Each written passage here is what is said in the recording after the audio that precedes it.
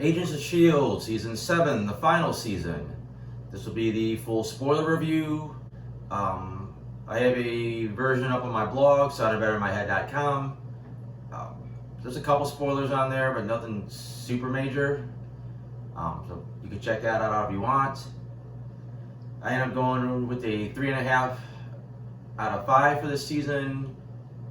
Pretty happy with that rating. Could potentially have dropped it down to a 3, but I think that the ending was satisfying enough that it keeps it at that level. Since it was the final season, not only did they have to wrap up all the ongoing storylines, but they want to try to do a lot of callbacks to the earlier seasons. And thanks to the time travel storyline, they're able to do that. Of course, unfortunately, it's going to make the show get a lot of comparisons to DC's Legends of Tomorrow, which is pretty fair. But I think overall it worked. It just never really hit any major high notes. It's a little bit like I said when I reviewed Avengers Endgame. It just felt like a lot of it was just a victory lap. Just kind of pat themselves on the back a little bit too much. But it's fan service and we're fans, and if you're watching this, you may have stuck around all 7 seasons like I did. But like I said about the plot and the time travel, it was a pretty simple concept. The Chronicons went back in time and were trying to sabotage S.H.I.E.L.D. early on so that they could conquer Earth later. And S.H.I.E.L.D. basically had to follow them and try to stop them, which basically meant for the first half of the season spending 2 episodes in a different time period and then moving on 20 years in the future, 2 episodes in that time period, and then so on. They did a really good job of making everything look period accurate, especially with the costumes. They did a fantastic job with the costumes. Everybody looked great, every era they went to.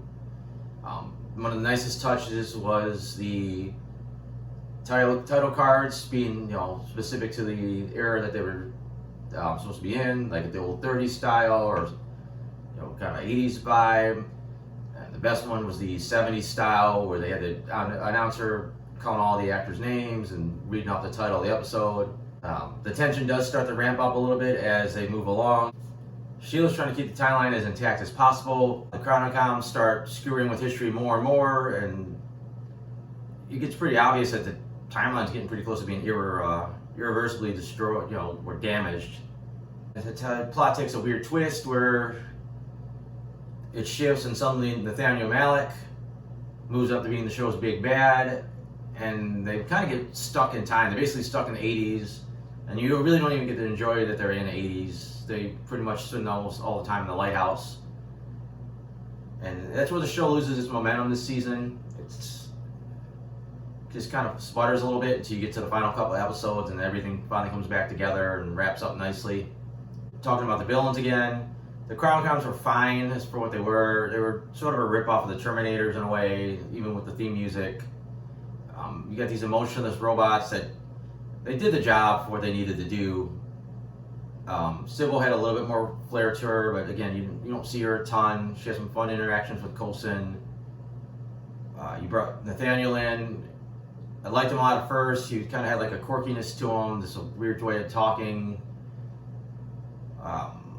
He was a wild card, but as he moved forward, he just started getting one note.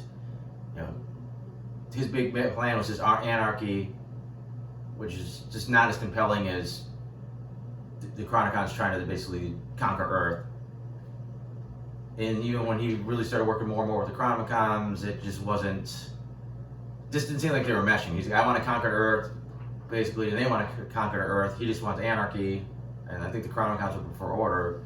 So it just seems like their goals didn't really mesh. It seems at some point one of them should have betrayed the other, and it really didn't happen. So I don't know. That just kind of fizzles things out for me.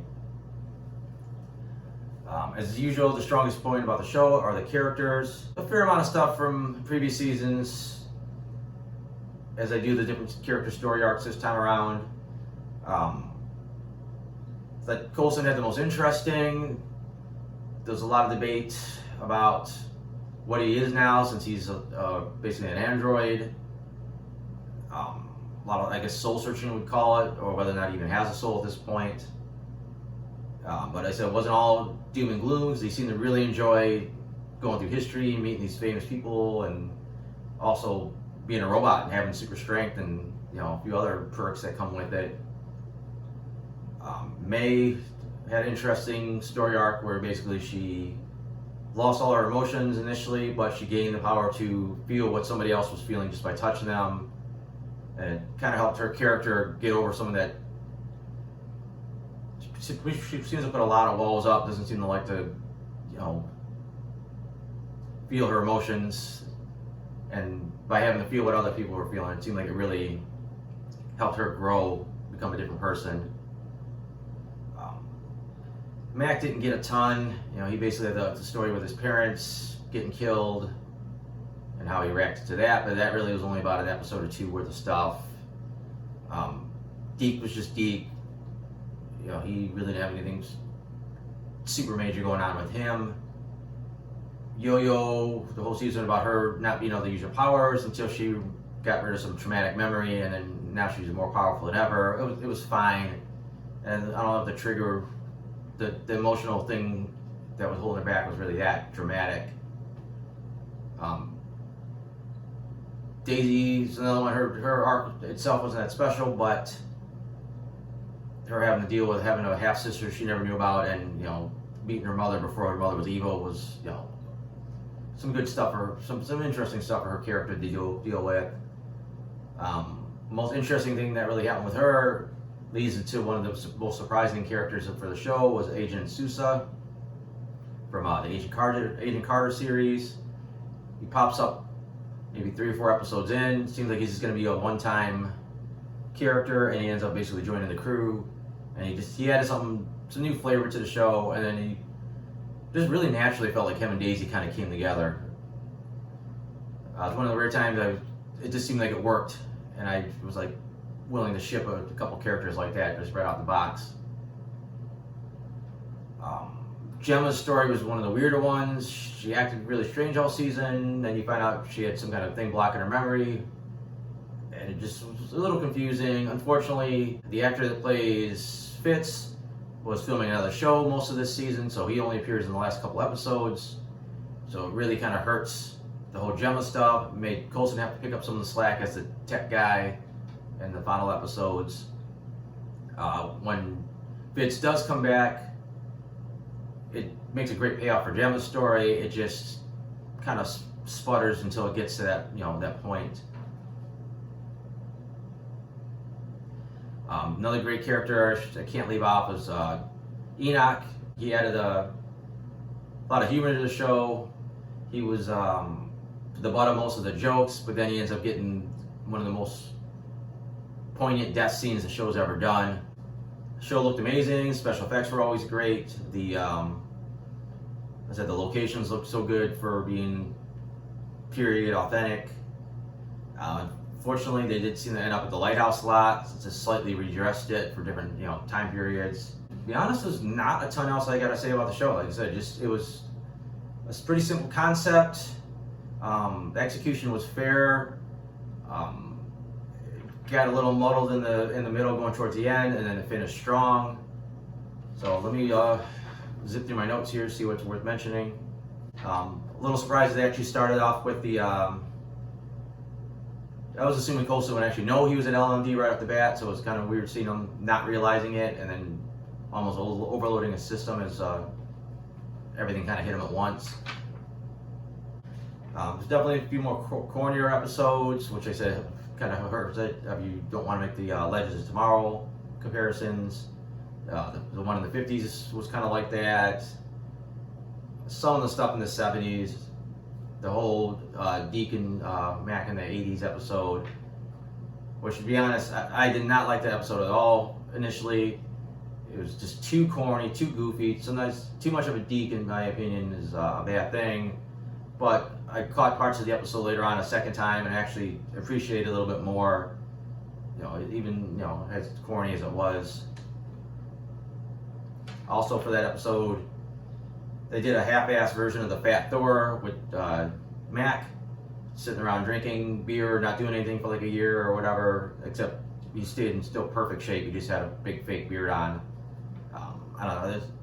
They could have put a little bit more effort into it, but I guess they didn't want to repeat the Bat Thor thing too much.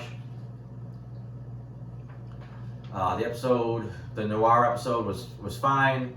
I said it was a little cheesy the way they did it, but I don't think it really did enough to really justify the whole black and white, gumshoe detective thing with Coulson.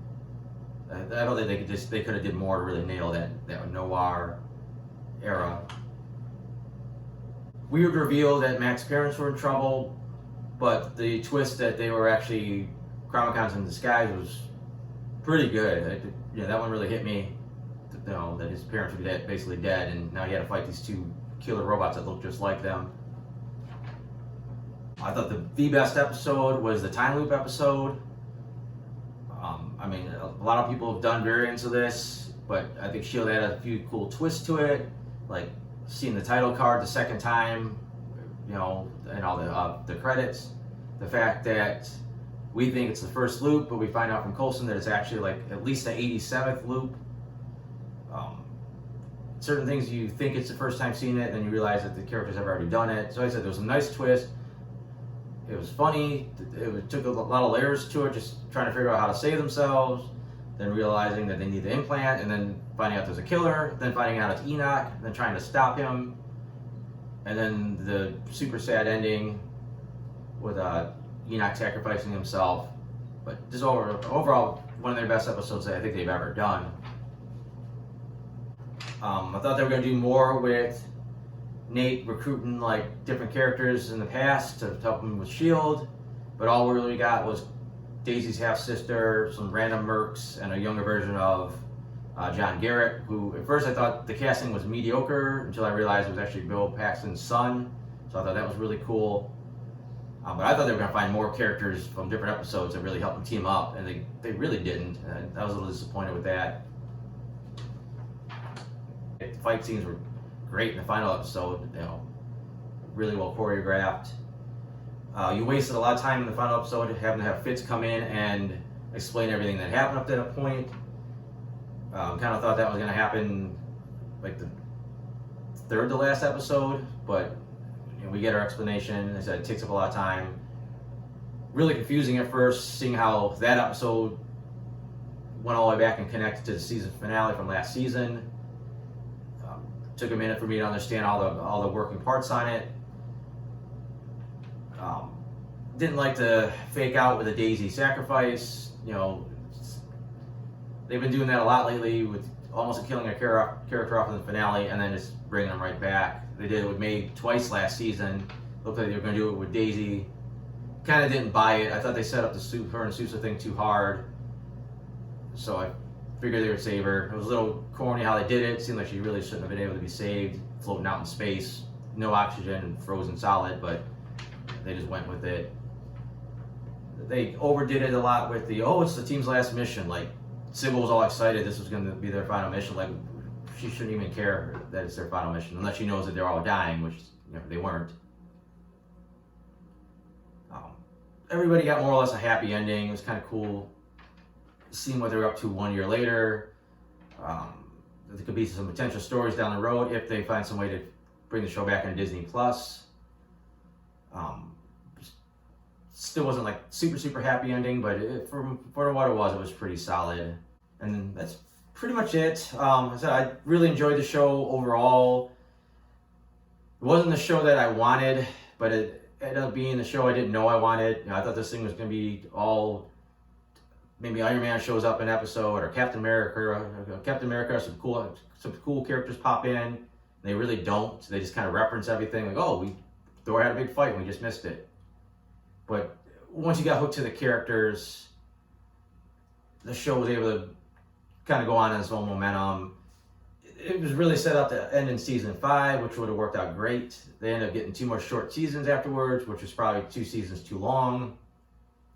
There were a few more gems, those last couple years. But yeah, that's about it. There's not much else coming out anytime soon, so I don't know when the next time you'll see any reviews is. So other than that, thanks for watching.